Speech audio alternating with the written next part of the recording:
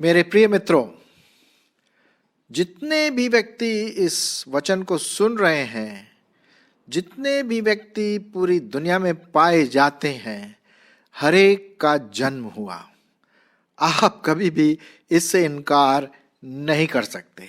हर एक व्यक्ति का जन्म हुआ और आपका जन्म हुआ, मेरा जन्म हुआ, अलग अलग शहरों में और शायद अस्पताल में, या किसी का शहर में, तो किसी का गांव में, तो किसी का घर में, अलग अलग परिस्थितियों में जन्म हुआ। ये तो हम सब इस बात को मानते हैं।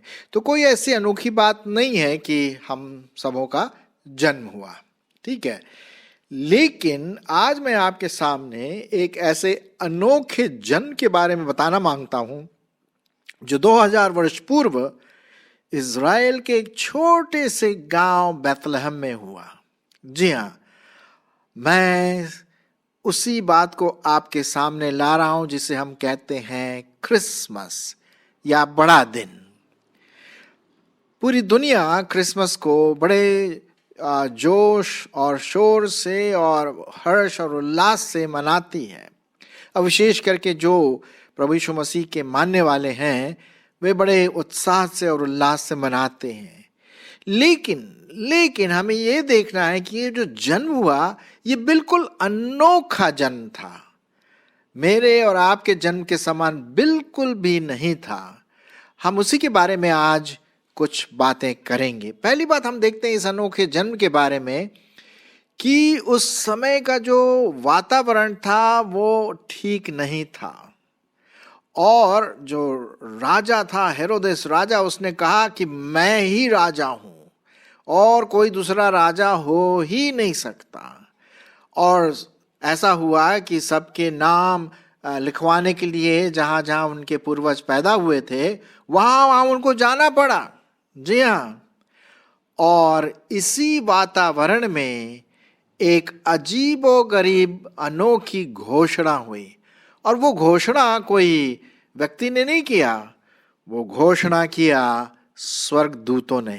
सो पहली बात हम देखते हैं कि इस अनोखे जन्म के बारे में, कि इस जन्म के बारे में स्वर्गदूतों ने घोषणा किया। अगर मैं आपसे पूछूं भाई कि स्वर्गदूतों ने आपके जन्म की घोषणा की, बिल्कुल नहीं। किसी की, मैं नहीं सोचता हूं किसी के जन्म का घोषणा, अनाउंसमेंट स्वर्गदूतों ने किया। सिर्फ प्रभु यीशु मसीह के बारे में हम देखते हैं। सुनिए परमेश्वर का वचन क्या कहता है। मैं आपके लिए पढ़ूंगा मत्ती और उसका 1 अध्याय और उसका 20 और 21 पद। मत्ती उसका 1 अध्याय 20 और 21 पद। जब वह इन बातों के सोच ही में था, वह मतलब यूसुफ जब सोच रहा था, उसको पता चला कि उसकी होने वाली पत्नी गर्भवती है, तो वो बड़ा दुविधा में पड़ गया और वो इसके बारे में सोच रहा था। तो परमेश्वर का स्वर्गदूत, ये है साहब, परमेश्वर का स्वर्गदूत उसे स्वप्न में दिखाई देकर कहने लगा, हे यूसुफ, दाऊद की संतान, तू अपने पत्नी मरियम को अपने यहां से आने से मत डर, क्योंकि जो उसके गर्भ में है वह पवित्र आत्मा की ओर से है। वह पुत्र जनेगी और तू उसका नाम यीशु रखना, क्योंकि वह अपने लोगों का उनके पापों से उद्धार करेगा।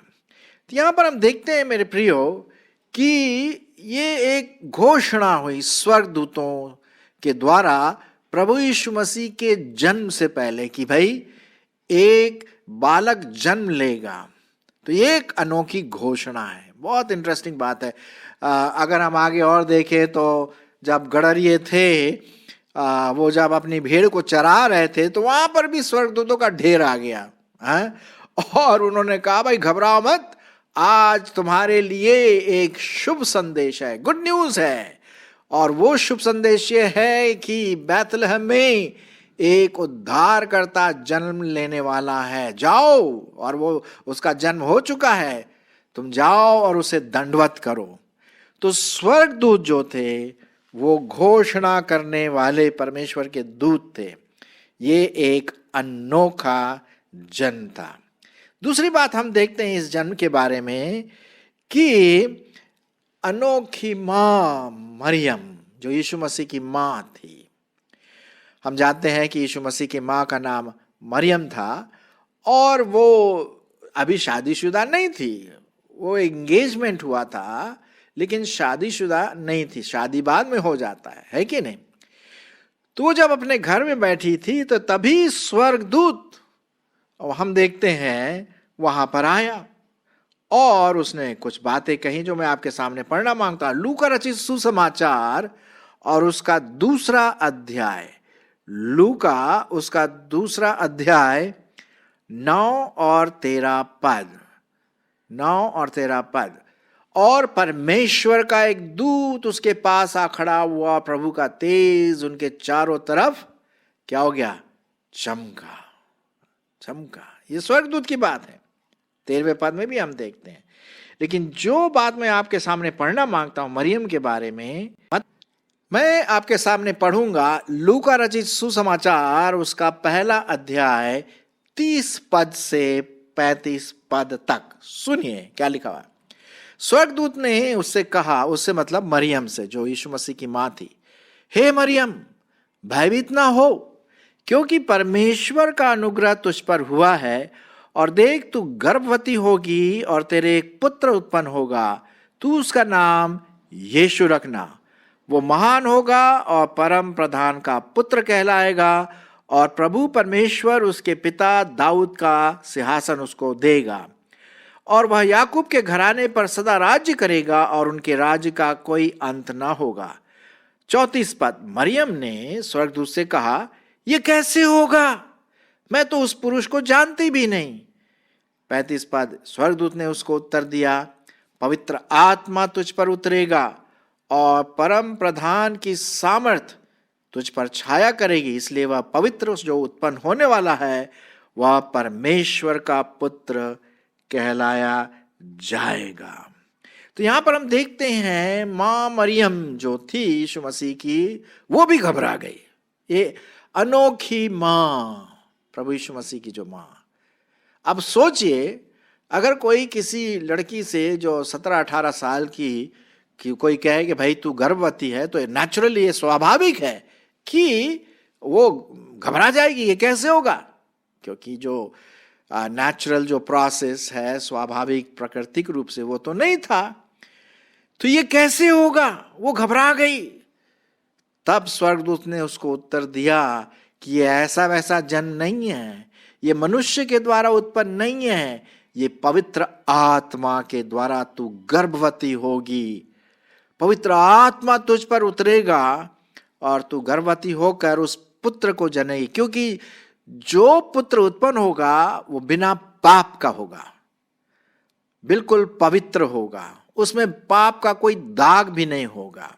इसीलिए पवित्र आत्मा से माता मरियम गर्भवती हुई। तो ये एक अनोखी मां मरियम जो कुंवारी थी उस समय, वो यहां पर देखते हैं पवित्र आत्मा के द्वारा वो गर्भवती पाई गई। और उसके बाद में हम देखते हैं कि माता मरियम जो थी वो इस बात को सोचने लगी और उसने कहा, जैसी तेरी मर्जी। तो पहली बात हमने देखा, एक अद्भुत घोषणा, एक अनोखी घोषणा। दूसरी बात हम देखते हैं अनोखी मां जिसके द्वारा हमारे प्रभु यीशु मसीह इस दुनिया में आए। तीसरी बात हम देखते हैं कि उस बेटे का नाम जो है वो यीशु कहलाएगा। यीशु रखना।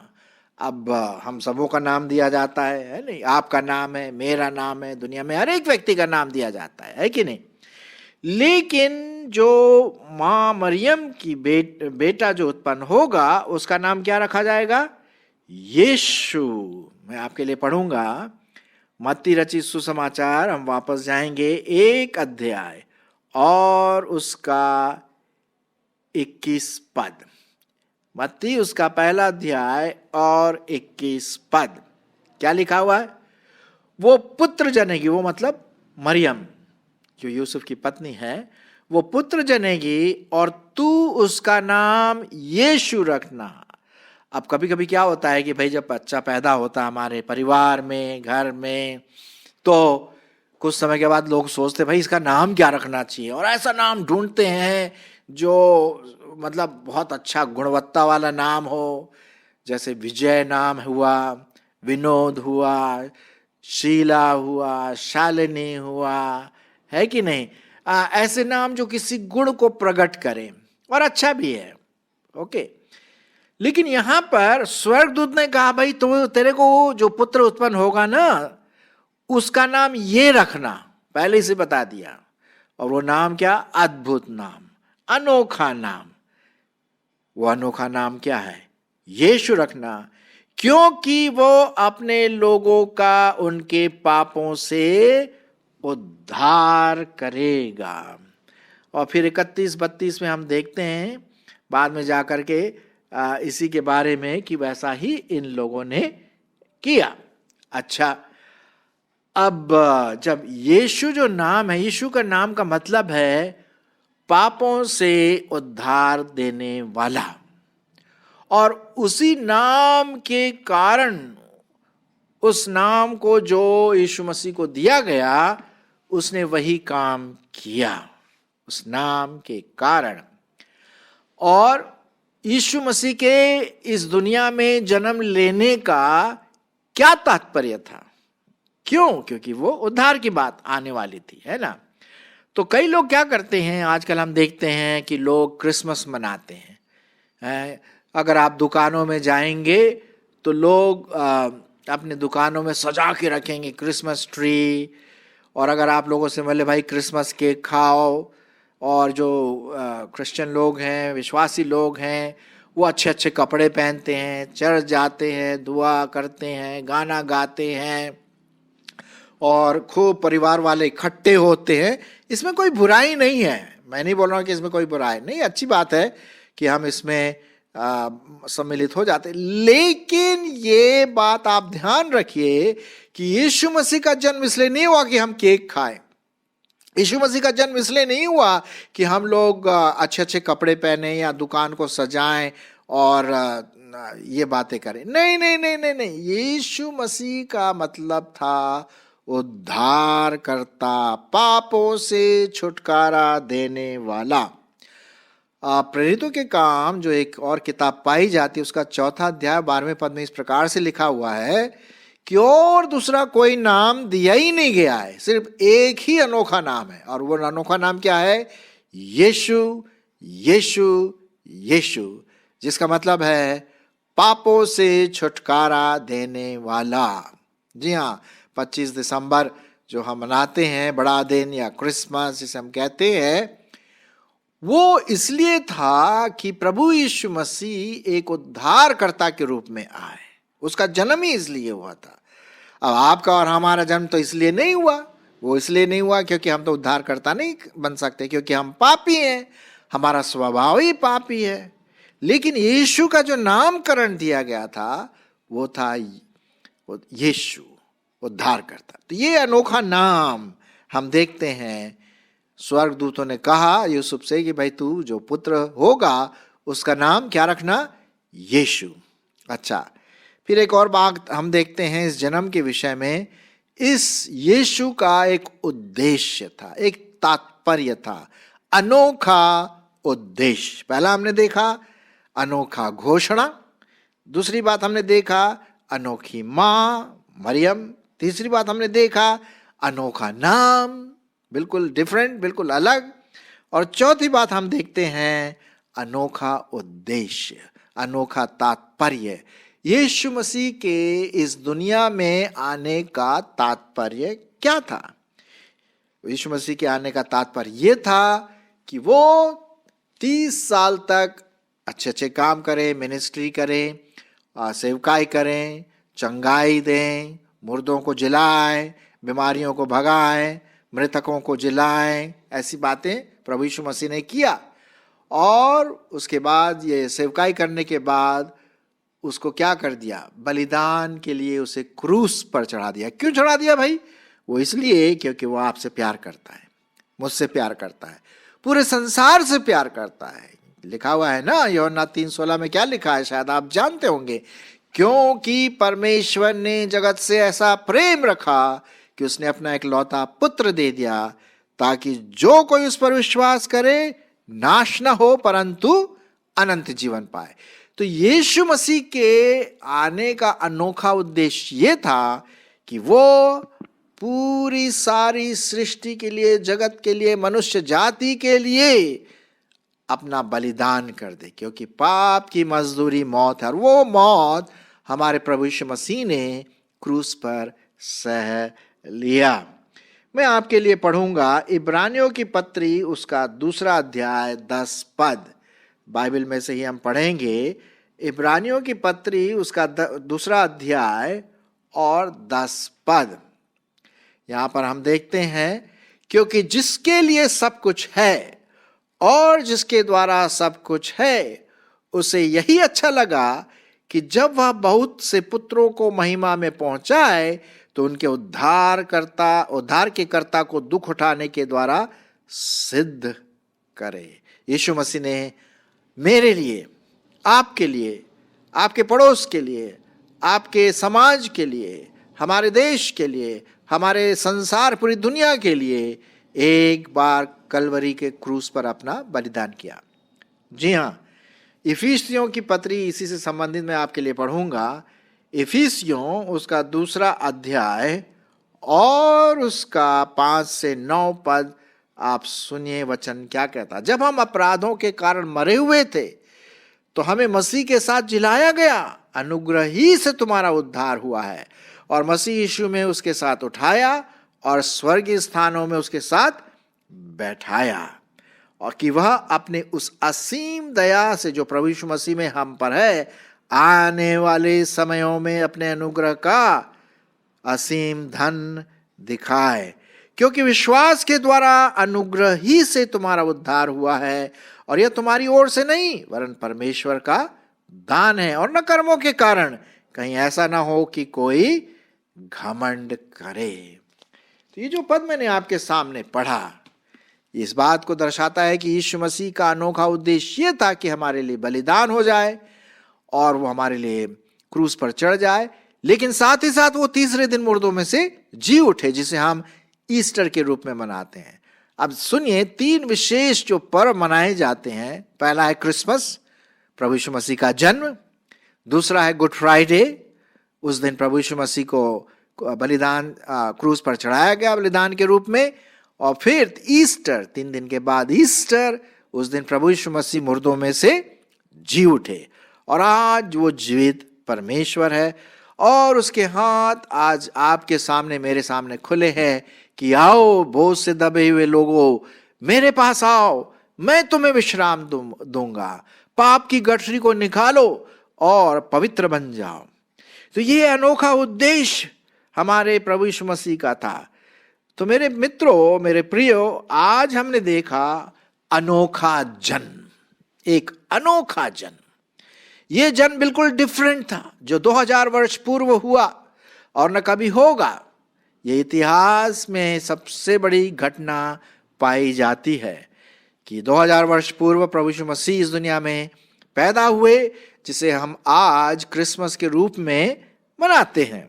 चरनी में आपने देखा होगा, लोग घर में सजाते हैं चरनी में प्रभु यीशु मसीह, वहाँ उनका जन्म हुआ है कि नहीं। कोई अस्पताल में जन्म नहीं हुआ, जहाँ भेड़ बकरी गाय भैंस हैं वहाँ जन्म हुआ। जी हाँ, तो ये अद्भुत जन्म था।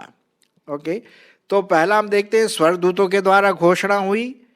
दूसरी बात हमने देखा अनोखी माँ जो कुंवारी थी, पवित्र आत्मा से गर्भवती हुई, क्योंकि वो पवित्र पुत्र होगा, उसमें पाप की कोई भी निशानी नहीं है।